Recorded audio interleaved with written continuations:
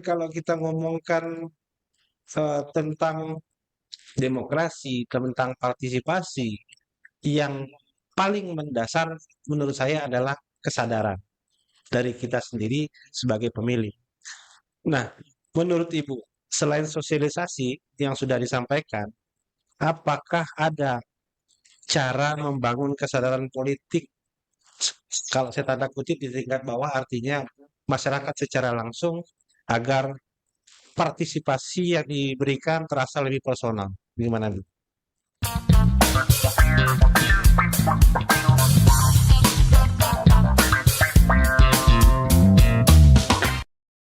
Memang kan kalau bicara soal partisipasi ini ada banyak faktor ya. Kalau bicara soal keinginan atau kehendak pemilih untuk datang ke TPS gitu ya. Nah, seperti yang disampaikan tadi bahwa bagaimana partai politik melakukan pendidikan politik karena diatur juga di dalam Undang-Undang Partai Politik, salah satu Tugas. tugas dan fungsi dari partai politik itu kan melakukan pendidikan partai politik, pendidikan politik begitu ya. Ya. Kemudian di samping itu juga dari sisi penyelenggara harus bisa meyakinkan pemilih, harus bisa meyakinkan stakeholder pemilu itu sendiri bahwa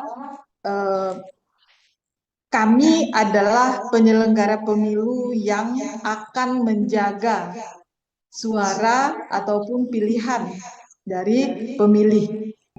Harus ada upaya meyakinkan itu dari penyelenggara, dan pemilihnya sendiri juga merasa yakin bahwa suara mereka akan dijaga. Dari sisi penyelenggaranya juga harus mampu meyakinkan pemilih untuk menjaga integritas dari proses dan hasil pemilu itu sendiri. Bagaimana penyelenggara pemilu bertindak netral, independen, profesional, gitu kan? Itu juga menjadi faktor penentu, tidak bisa disampingkan.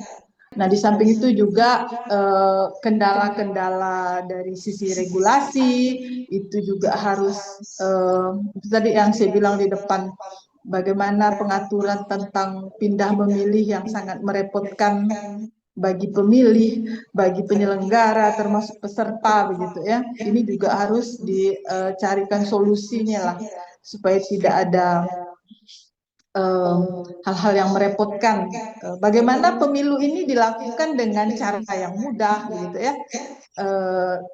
Tetap enjoy, hasilnya juga bisa berakhir damai begitu ya. Jadi memang bagaimana stakeholder pemilu, penyelenggara, peserta, pemerintah ya menjalankan perannya masing-masing agar masyarakat ataupun pemilih terdorong untuk menggunakan hak pilihnya. Walaupun sekali lagi ya masyarakat kita kan udah semakin cerdas nih dengan terpapar informasi yang sangat mudah. Jadi mereka juga bisa menentukan untuk tidak memilih. Jadi kalau masih takarannya angka-angka, itu bisa saja kurang presisi ya. Kalau memang sih angka partisipasi ini kan akan menjadi semacam legitimasi bagi pemimpin yang terpilih begitu ya.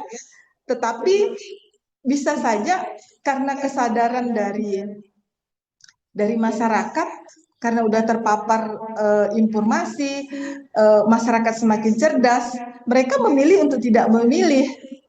Maka ketika terjadi hal seperti ini, kalau masih berkutat pada angka-angka, ya pasti tingkat partisipasi masyarakat datang ke TPS akan menjadi rendah.